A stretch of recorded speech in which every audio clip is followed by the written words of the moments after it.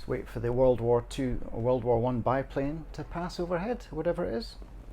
Yeah, hello, welcome to my channel. I'm back, not with another story this time, but with a little discursive piece. I've been thinking about how one ends a short story. Not the last, I did a piece on the actual last line of a story, but I'm talking more about sort of the last act, the last paragraph or few lines of a story and when we decide to leave, and how that works. So yeah, I've sort of put together a few thoughts on it, really. Unless you're talking about something enormous like a novella or novelette. I don't actually know what a novelette is anymore. I think I used to know. It's somewhere between the two, but unless you're writing one of those like 60-page short stories, you're really talking about looking at a slice of a life. You're looking at a very small moment in time, one occurrence, one thought, one afternoon, a very finite period of time, where there's usually some sort of moment of revelation or something that occurs that changes the course of this person's life, or even maybe just changes the course of their thinking in that moment. It can be quite tightly plotted, but it does, however long it is and however focused it is on perhaps one character or one or two characters, it still will require us to just dip in and out of their lives very briefly, like a little bird, hummingbird appearing at a flower, taking the nectar and flying away. So the quandary becomes, how on earth do you tie a bow on something that isn't finite, that isn't particularly concrete and solid, that doesn't have an easy ending or an easy finish, that's sort of a snapshot? How do you give a sense of an ending? How do you make it appropriate that we choose to end the story there? And I've sort of narrowed it down to 5 different types of ending that can work, and some of which I use frequently, some of which I don't. So the most open-ended one is what I call the pull-out. It's sort of the equivalent of like the tracking shot that just suddenly comes out of characters in a movie walking away. Their lives are continuing, but we are pulling out. It usually involves one very clever, very poignant phrase at the end of a story that gives it a sense of closure because it's a poetic punchline or last line. But really, we're just leaving because we're no longer interested in spending time with those people. We're done. We're leaving the party. The party continues. People may enjoy themselves. People may fight. We don't know. The place might burn down, but we have left. So that's what I call the pull-out ending. I've done quite a few of those, I think. I should really have planned some examples, but I haven't. But this will give you an excuse to look through my back catalogue, my extensive back catalogue on this channel, and see what you think of my endings. The second type of ending is the ironic ending. This is where something that the character thinks was going to happen maybe does happen, but in a different way than expected, or an ending that we, the reader, expect is subverted. It's similar to a twist ending, but it's not entirely the same as a twist ending, because it doesn't really matter if you see it coming or not. It's really more important that the character doesn't see it coming, whereas a twist ending, the audience shouldn't see it coming. So the ironic ending is sort of just a reversal of expectation, and when that reversal is complete, in the moment that reversal has revealed itself, then we can leave. And as I say, the twist ending is a variant of this, but it's a bit more gimmicky because it is important that we don't see it coming. I think there's a Roald Dahl story, which I may have mentioned before, where a slightly crooked antiques dealer visits the house of an elderly person who's got a lot of old furniture, and she wants it assessed for value. And he sees an amazing Louis XIV dresser or something like that, but he doesn't want to pay anything like a reasonable price for it. So he just pretends, well, I could take that old dresser if it would help, You've got to move out of your house and clear your furniture. I'll take that for you. But he's got a small car, maybe he's planning on coming back with a big van, but he doesn't tell her that for whatever reason. I can't remember exactly, but she, being a very nice, helpful old lady, while he's out attending to something else, because he says I'll take it off your hands, it's not important, She saws the legs off it so he can fit it in his car. I think it's a her, it might be a him, I can't remember. Anyway, so that's the sort of twist ending, or the ironic ending perhaps. I think it's a twist ending because it is important that you don't see that coming and that you go, oh, well, that went wrong.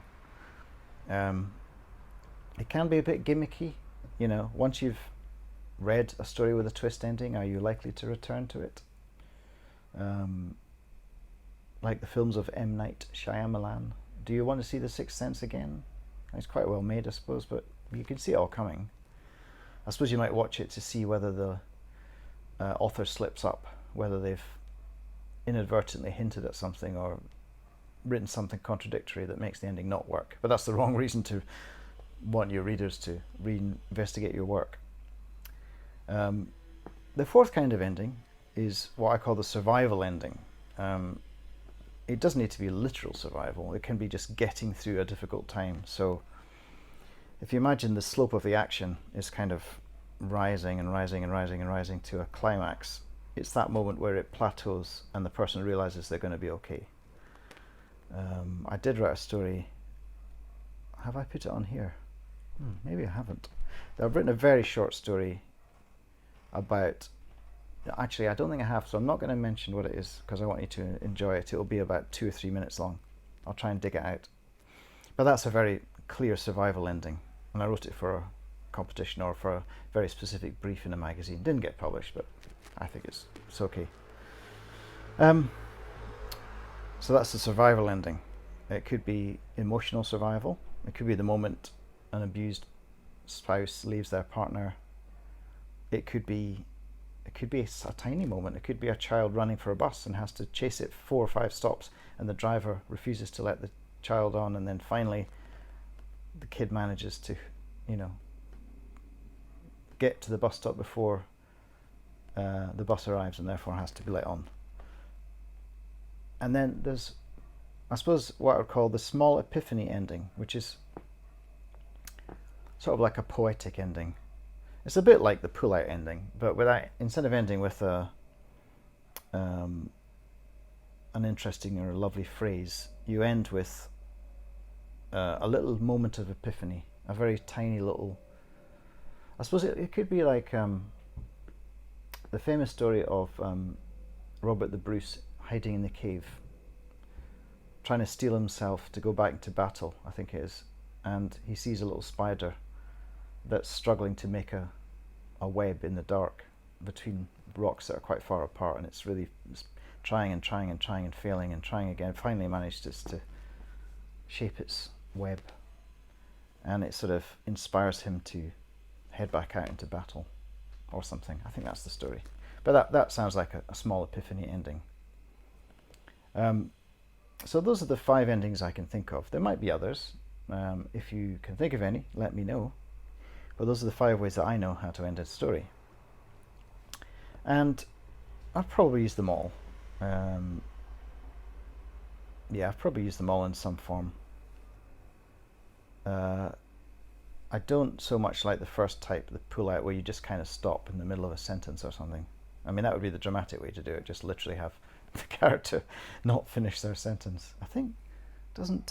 Anyway, there are some questions you can ask yourself to decide which will clue you into the type of ending that will work for your story. The first question is, what do you want your readers to take away? What emotion do you want your reader to have when they finish your story? Do you want them to be excited? Do you want them to be relieved? Do you want them to be surprised? Do you want them to laugh? Do you want them to feel sad? What ending? What kind of result are you? What are you trying to do to your reader? That will clue you into which type of ending will work. The second question you might ask is, how do you imagine the action continuing after you leave? That's you, the reader. So, what do the characters do next when you leave? I mean, have you chosen the right moment? Because you might decide, actually, no, I need to stay there with them for a little bit longer, or actually, I could get out earlier. So, it needs to be just the right moment, and sort of figuring out where in the story to end is tricky sometimes. So having a little look forward and backwards in time, what would they do next? You know, where are they going? Are they going to go home? Are they going to have another adventure? Who knows? Figure that out, and that might help you find the ending. the point of ending, if not the style of ending. The third question is, okay, it's a bit of a strange, slightly esoteric one, but how do you leave your reader without a feeling of them, without them feeling thwarted? So sort of like the negative version of what do you want them to take away is what do you not want to do to them? How do you escape shortchanging them? Is there something they expected that you then don't deliver? Because that's not going to work, unless you're deliberately trying to annoy your readers, which is perhaps an unwise strategy. So if you can answer those three questions, or at least one of them, then you probably have a good shot at coming up with the right ending. Another thing to bear in mind when you're trying to find the point of ending, which is an old adage from screenwriting, I think, which is to get in as late as possible and to exit as early as possible. So start a scene the last possible moment that it must start, and end it as quickly as possible, because that will make sure that the excitement level, the level of rising action starts where it needs to start and gets to the point it needs to get to, and then you're gone, you're done. And you'll be able to write shorter stories, which I think is generally a good thing. Don't let people think, well, this is going on and on and on, or, oh, what happens next? Oh, it's just stopped. The reason you might feel this abrupt ending, ironically, is because you've actually gone beyond the point of the story finishing, gone on to a new thing, and then stopped. So you've kind of drawn a line like this, up, over, and then, no, that's a whole other story. You've written another chapter, so pull it back a bit to the top of the plateau and then stop. I suppose that's a sixth form of an ending I just thought of, the frustration ending. That is where you deliberately try to annoy your reader by having somebody almost drowning, and then the story finishes before they're rescued or before you know if they're going to survive. You could do it. It's very difficult to do without pissing off your reader. Okay, so my last suggestion is to ignore everything I've said.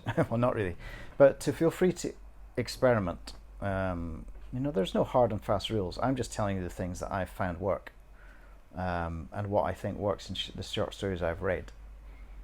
But the main exhortation in this, the main instruction is, don't bore them. Just whatever you do, don't bore your reader. If you feel people's eyes glazing over, if they start getting restless in their seats when you're reading your story, if people don't tell you how much they enjoyed your ending because they never got to the ending, then you've probably bored them. Or if you read the story and then there's a sort of deathly silence and nobody's weeping. And that's a strange place to end that particular piece of music. Teddy Bear's Picnic, how does that end? Today's the day the teddy bears have their picnic. I've always thought that sounded quite sinister, that song. Anyway, yes, don't bore them. So anyway, those are my thoughts, however brief, on how to end a short story, the techniques that work, and the questions you need to ask yourself. If you found this helpful, annoying, or confusing, you can leave a message to that effect. Share this video. But the most important thing, if you're not a subscriber, hit the subscriber button now. Do not leave before doing that. You won't be pestered with lots of updates. You'll just occasionally see a video in your feed from me. And I will see you again, probably with a short story, very soon. Bye-bye.